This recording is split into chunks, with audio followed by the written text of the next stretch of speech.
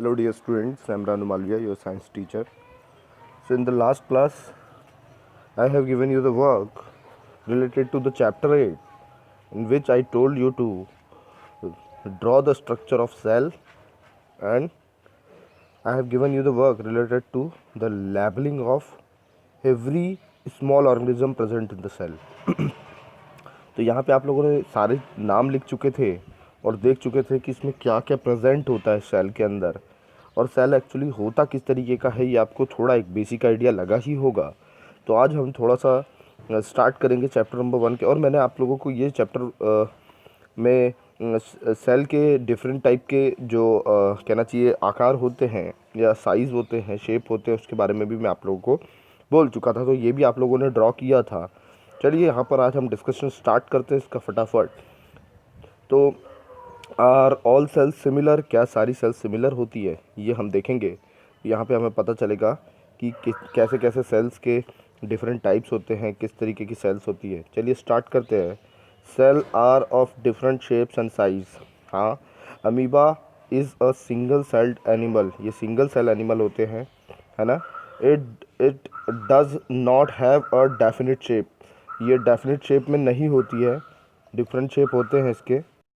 सो yes, इसके does not have a definite, it does not have a definite shape, इसका shape भी जो है डेफिनेट नहीं होता है। और आगे देखते हैं, it keeps on changing its shape, और वो अपने शेप को हमेशा बदलते रहते हैं, है ना। आकृति आकार अलग अलग बदलते रहते हैं उसको, शेप को। ठीक, चलिए। White blood cells a compound of blood, ये आपको पता है कि WBC, RBC, प्लेटलेट्स, ये सब ब्लड में होता है। तो जो वाइट ब्लड सेल है उसको बताया कि component of blood also change their shape, वो अपने शेप को चेंज कर देते हैं। Some have a definite shape, है ना। For example red blood cells are round, round होती है। The muscle cells are spindle shape, वो स्पिंडल शेप में होती है। सब आप देख चुके हैं, मैं ऑलरेडी इसके बारे में डिस्कस कर चुका हूँ, लेकिन फिर मैं एक बार आपको फटाफट एक ओवर आइडिया लगा देता हूँ, है ना। And while nerve cell are branched, इसकी ब्रांच होती है। Guard cells surrounded the stomata, stomata को सराउंड करके रखते हैं। लीफ आर किडनी शेप, देखो जो स्टोमेटा के आसपास जो गार्ड सेल्स होती है वो कैसी होती है, किडनी शेप की होती है, ठीक है। इसके अलावा the shape of cells is related to the function they perform, है ना। परफॉर्म को मतलब जिस तरीके से फंक्शन करती है, परफॉर्म फंक्शंस को परफॉर्म करती है, उस तरीके के सेल्स के जो है शेप्स होते हैं जनरली, उसको जिस तरीके की ज़रूरत पड़ती है उस तरीके से। अब यहाँ पर मैं ऑलरेडी बता चुका हूँ इसमें कि लिविंग ऑर्गेनिजम्स में जो सेल होती है उसके साइज़ वेरी करते हैं अलग अलग तरीके से। किस तरीके से इसके साइज़ हो सकते हैं, 1 माइक्रोन का मतलब क्या होता है, ये सारी चीज़ें हम डिस्कस कर चुके हैं। यहाँ पर हम शुरू करते हैं फटाफट से। Cells the structural and functional unit, इसके बारे में थोड़ा सा देखते हैं। अगर आप लास्ट वीडियो को देख सकते हैं इसके बारे में, और ये वाले शुरू के पार्ट के डिस्कशन के लिए। चलिए आगे देखते हैं। Cells the structural and functional unit of the life. The basic structural and functional, the basic structural unit of all living organism is cell. This means that every living organism is made up of one or more cells. एक या उससे ज़्यादा sales की बने हैं।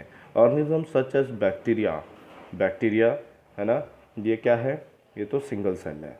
Then amoeba, paramecium and euglena are made up of single cells, ये सब क्या है, सिंगल सेल्स है। बैक्टीरिया, अमीबा, पैरामीशियम, यूग्लिना, ये बिल्कुल स्मॉल ऑर्गेनिज्म है जिनको हम नैक्ड आई से नहीं देख सकते, और ये सिंगल सेल से बने हुए एक ही सेल के ऑर्गेनिज्म होते हैं, है ना। सच ऑर्गेनिजम्स कॉल्ड यूनिसेलुलर, इस टाइप के ऑर्गेनिजम्स को यूनिसेलुलर बोला जाता है, ठीक है। Other living organisms begin their life as single cell, है ना। और ये यूनिसेलुलर मतलब ये क्या है, लिविंग, ये और लिविंग ऑर्गेनिज्म सिंगल सेल में ही अपनी लाइफ को चलाते हैं, एक ही सेल होती है इनके पास में।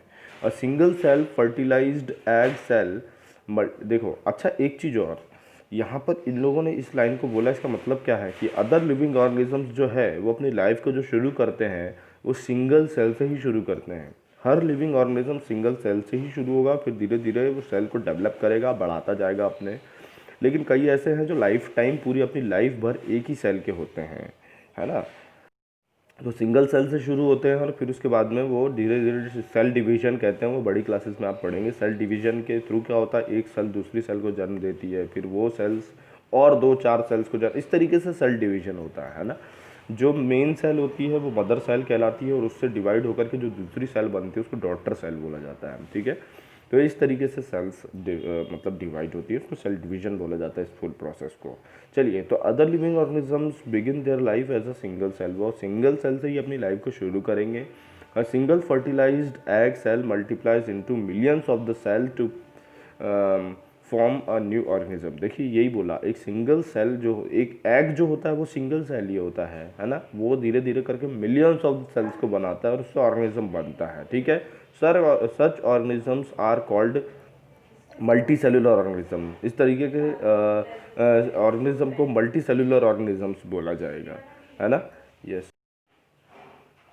Now the cell is also the functional unit of living organism. अब क्या स्ट्रक्चरल यूनिट तो हमने देख लिया, functional unit of the organism की बात करेंगे हम। तो cell is also functional unit of the living organism. This means that a living organism carry out most of functions in cells. जो लिविंग ऑर्गेनिजम्स होते हैं उनके जितने भी फंक्शन चल रहे बॉडी में अधिकतर वो सेल बेसिस ही होते हैं, सेल ही सब कुछ करती है ना।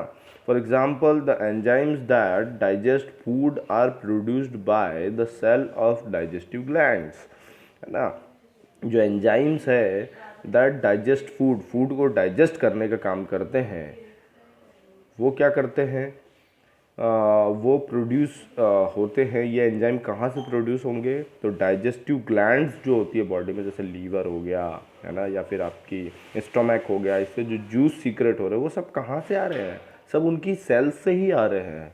तो वो क्या करते हैं, वही तो डाइजेशन में हेल्प करते हैं, उसी में एंजाइम्स प्रेजेंट होते हैं। चलिए, ब्लड ट्रांसपोर्ट और oxygen and carbon dioxide, these, है ना, ब्लड जो ट्रांसपोर्ट करता है, क्या करता है, कार्बन डाइऑक्साइड और ऑक्सीजन को ट्रांसपोर्ट करने का काम करते हैं। तो आपको पहले से ही पता है ना। ऑक्सीजन को बॉडी तक लेके जाता है और कार्बन डाइऑक्साइड को बॉडी से बाहर लेकर जाता है।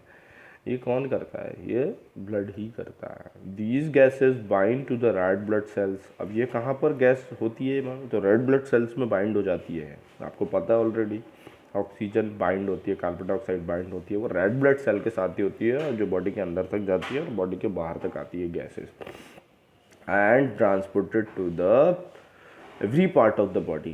Now the cell is a living unit of the body, है ना। The science that deals with the structures and functions of cells is called cell biology। तो जिसमें आप structure and functions को पढ़ते हैं सेल के, उसको सेल बायोलॉजी बोला जाता है ना। ऑब्जर्विंग अ सेल के बारे में दिया हुआ है, to the unaided human eyes cannot see objects smaller than 1/10 of a millimeter। 1 millimetre का अगर हम 10 हिस्सा कर दे तो जो 10वां या लास्ट हिस्सा 10th हिस्सा रहेगा उसको हमारी अनएडेड आई यानी कि बिना माइक्रोस्कोप के या लेंस के हम उसको नहीं देख सकते, है ना। तो अनएडेड आईज उसको, यानी कोई भी ऐड जब आई के ऊपर नहीं लगा हो तो हम उसको नहीं देख सकते, है ना। To be able to see cells of plant or an animal you need to see them through a microscope। आपको माइक्रोस्कोप लगाना पड़ेगा। Special technique are use to observe cell, है ना। आपको स्पेशल टेक्निक्स लगानी पड़ेगी इसको ऑब्जर्व करने के लिए सेल को।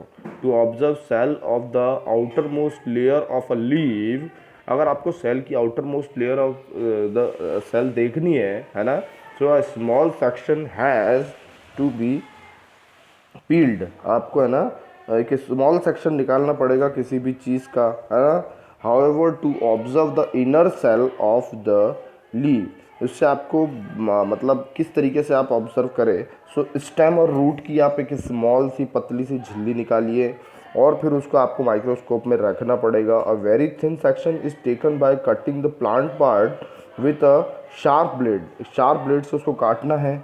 Light can not pass through thick material, क्योंकि थिक मटेरियल से लाइट पास नहीं हो सकता, इसलिए आपको इतनी पतली काटनी पड़ेगी कि उससे आर पार दिखने लग जाए, लाइट पास हो सके उसमें से। इतना पतला सेक्शन काटना पड़ेगा उसके स्टेम का या रूट का, है ना, कट जाता है आसानी से। So a thick section can not be observe under microscope, क्योंकि मोटा सेक्शन को आप नहीं कर सकते, है ना, ऑब्जर्व। चलिए खैर, ये तो मैं आपको जनरल आइडिया दे रहा था, इसके बारे में प्रॉपर एक प्रैक्टिकल दिया हुआ है कि किस तरीके से उसको काटा जाए और माइक्रोस्कोप में ऑब्जर्व किया जाए, तो स्टेन्स और डाइज का यूज़ करके कैसे किया जाए, इसके बारे में हम नेक्स्ट क्लास में डिस्कस करेंगे और आप इजीली उसको समझ जाएंगे कि किस तरीके से ये होता है। चलिए मिलते हैं फिर नेक्स्ट क्लास में। थैंक यू डियर स्टूडेंट्स, अपना ख्याल रखिए और खुश रहिए।